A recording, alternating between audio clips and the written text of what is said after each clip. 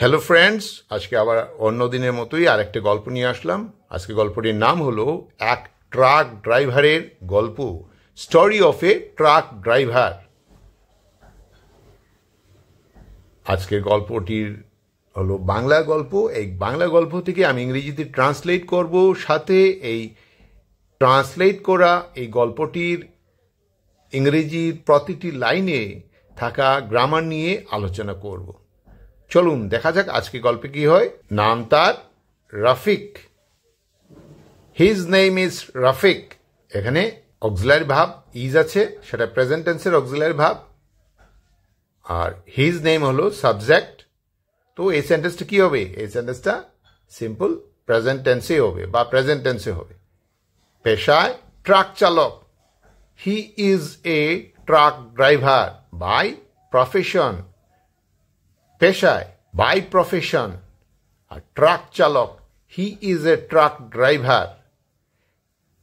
এখানে ইজ তো আছেই, অক্সিলারি ভাব, এটা প্রেজেন্ট টেন্সের, যেহেতু এটা প্রেজেন্ট টেন্সের অক্সিলারি ভাব, তো এই সেন্টেন্সটা কি হবে? প্রেজেন্ট টেন্সেই হবে। এখানে এ হলো ইনডিফিনিট আর্টিকেল, যেহেতু আমরা জানি না কোন ট্রাক ড্রাইভার। আর এখানে প্রফেশন হলো পেশা, আর বাই হলো প্রেপোজিশন। এই বাই প্রেপোজিশন ব্যবহার করার ফলে অর্থটা হবে পেশায়। ভোরের কুয়াশা ভেদ করে শুরু হয় তার যাত্রা দিল্লি থেকে Kanpur. His journey begins through the morning mist from Delhi to Kanpur. ভোরের কুয়াশা ভেদ করে, থ্রু দ্য মর্নিং মিস্ট শুরু হয় তার যাত্রা। হিজ জার্নি বিগিনস দিল্লি থেকে কানপুর, ফ্রম দিল্লি টু কানপুর। এখানে ডেফিনিট আর্টিকেল দা ব্যবহার করা হয়েছে। তো এখানে ভোরের বলা হয়েছে, নির্দিষ্ট করে বলা হয়েছে, তাই দা ডেফিনিট আর্টিকেল মানে মর্নিং মিস্ট বলতে গিয়ে ব্যবহার করা হয়েছে। এখানে দিল্লি টু কানপুর, এখানে কানপুর হলো একটা জায়গা, তো দিল্লি থেকে কানপুর গিয়েছিল। তো শুধু কানপুর অর্থ হলো কানপুর, আর যখন টু প্রেপোজিশন কানপুরের আগে লাগানো হবে তখন কানপুরে এর অর্থটা এভাবে হবে। বিশাল ট্রাকটা যেন তার সঙ্গী, বন্ধু। The massive truck feels like his companion, his friend. Vishal ট্রাকটা, the massive truck যেন feels like তার সঙ্গী, his companion বন্ধু, his friend। এখানে এই যে ট্রাকে করে ও যায় আমাদের ড্রাইভার রফিক, তো ট্রাকটাকে তো আমরা জানি, তাই দা ডেফিনিট আর্টিকেল ব্যবহার করা হয়েছে। রাস্তার প্রতিটি বাঁক, প্রতিটি চেনা চা স্টল তার জীবনের গল্পের অংশ। Every turn on the route, every familiar tea stall is a part of his life story. রাস্তার প্রতিটি বাঁক, every turn on the route, প্রতিটি চেনা চা stall, every familiar tea stall তার জীবনের গল্পের অংশ, is a part of his life story। এখানে the route হলো রাস্তা, আর on preposition ব্যবহার করার ফলে অর্থটা হবে রাস্তার।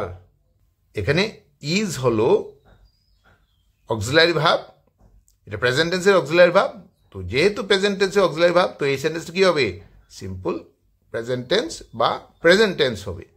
আর এ হলো ইনডিফিনিট আর্টিকেল, যেহেতু আমরা জানি না তার জীবনের গল্প, part of his life story, তো এখানে ইনডিফিনিট আর্টিকেল এ ব্যবহার করা হয়েছে।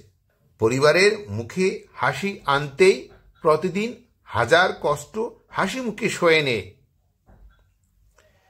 He endures countless hardship every day with a smile just to bring happiness to his family. পরিবারের মুখে হাসি আনতেই, just to bring happiness to his family.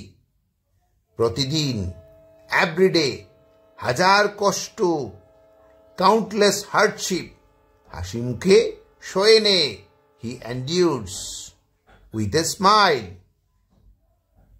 এখানে আবার ইনডিফিনিট আর্টিকেল এ ব্যবহার করা হয়েছে, যেহেতু আমরা তার স্মাইলের বিষয়ে জানি না, তো ইনডিফিনিট আর্টিকেল এখানে এ ব্যবহার করা হয়েছে।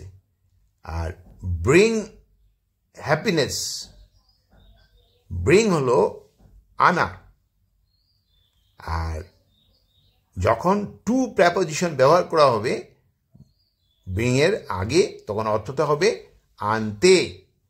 কি আনতে? খুশি আনতে, মানে হ্যাপিনেস আনতে। To his family, his family হলো তার পরিবার।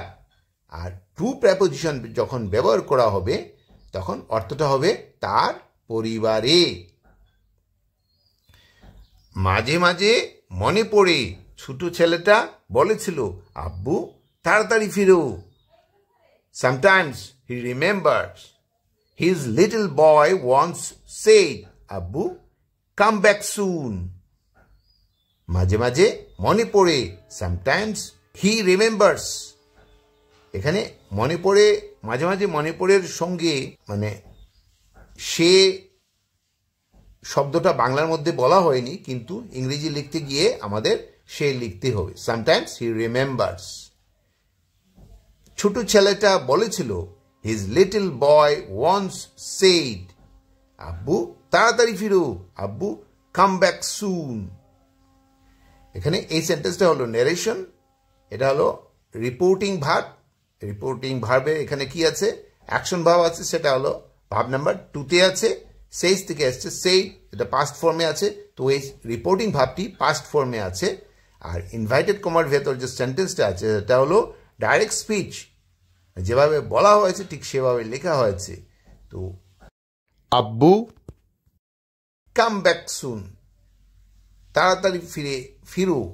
তো এখানে কোনো অক্সিলারি ভার্ব নেই, আব্বু হলো সাবজেক্ট আর কাম হলো action verb.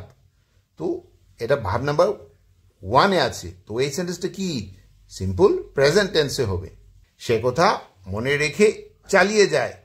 He keeps driving, holding on to those words in his heart. সে কথা মনে রেখে holding on to those words in his heart, চালিয়ে যায়। He keeps driving, এখানে his heart হলো তার হৃদয়। আর যখন প্রেপোজিশন ইন ব্যবহার করা হবে তখন অর্থটা গিয়ে হবে তার হৃদয়ে। ক্লান্তি আসে কিন্তু দায়িত্ব ভুলতে দেন না। Fatigue comes, but he never forgets his responsibility. ক্লান্তি আসে, fatigue comes, ক্লান্তি হলো fatigue আর আসে হলো comes। এখানে কোনো অক্সিলারি ভাব নেই, কিন্তু অ্যাকশন ভাব আছে, সেটা হলো ভাব নাম্বার 1 এ আছে। যেহেতু ফ্যাটিককে সাবজেক্ট ধরা হয়েছে, এটা থার্ড পারসন সিঙ্গুলার নাম্বার, তো এই অ্যাকশন ভাবের সাথে অ্যাস যুক্ত হয়েছে, তো এটা প্রেজেন্ট ইনডিফিনিট টেন্সে হবে। কিন্তু বাট দায়িত্ব ভুলতে দেন না। হি নেভার ফরগেটস, ফরগেট হলো ভুলতে, দায়িত্ব হিজ রেসপন্সিবিলিটি। এখানে বাট হলো কনজাংশন, এই দুটো সেন্টেন্সকে একসাথে করেছে।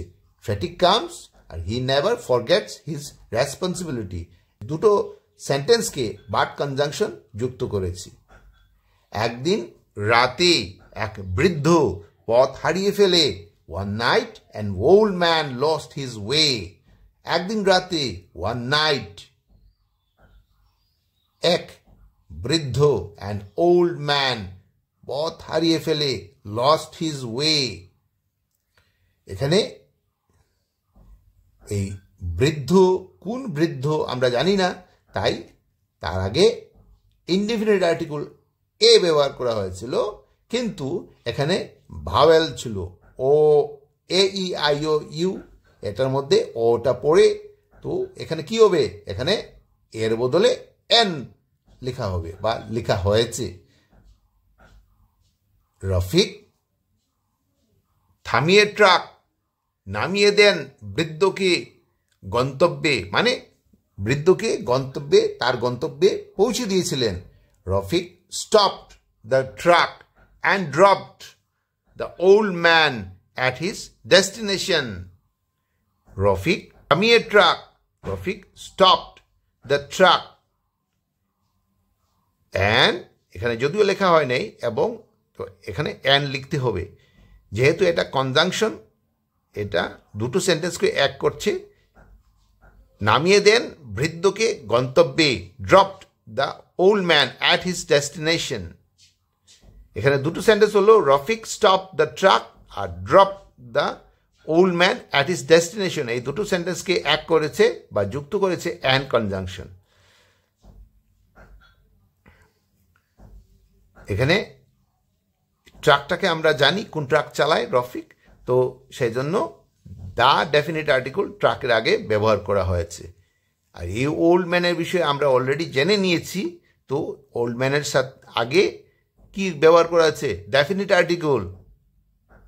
আর হিজ ডেস্টিনেশন মানে তার গন্তব্য। আর যখন অ্যাট প্রিপোজিশন, যখন অ্যাট প্রেপোজিশন ব্যবহার করা হয়েছে, তখন তার অর্থটা হবে কি হবে, তার গন্তব্যে। এইভাবে রফিক শুধু পণ্য নয়, ভালোবাসাও পৌঁছে দেন গন্তব্যে। In this way Rafiq delivers not only goods but also love to the destination. এইভাবে ইন দিস ওয়ে রফিক শুধু পণ্য নয়, Rafiq delivers not only goods, এই নট অনলি থাকলে তার সাথে বাট অলসো এসে যাবে, এটা একটা ফ্রেজ। ভালোবাসাও, বাট অলসো লাভ, এই ভালোবাসা ও দেওয়াতে এখানে বাট অলসো যুক্ত হয়েছে। পৌঁছে দেন গন্তব্যে, ডেলিভার্স টু দ্য ডেস্টিনেশন। এখানে দ্য ডেস্টিনেশন হলো গন্তব্য, আর যখনই টু প্রেপোজিশন ব্যবহার করা হবে তখন তার অর্থটা হবে গন্তব্যে। তো ফ্রেন্ডস, আজকের এই গল্পটা কেমন লাগলো? যদি ভালো লাগে তাহলে সাবস্ক্রাইব করবেন, লাইক বাটনে প্রেস করবেন এবং বেল আইকনে প্রেস করবেন। Thanks for watching, bye bye.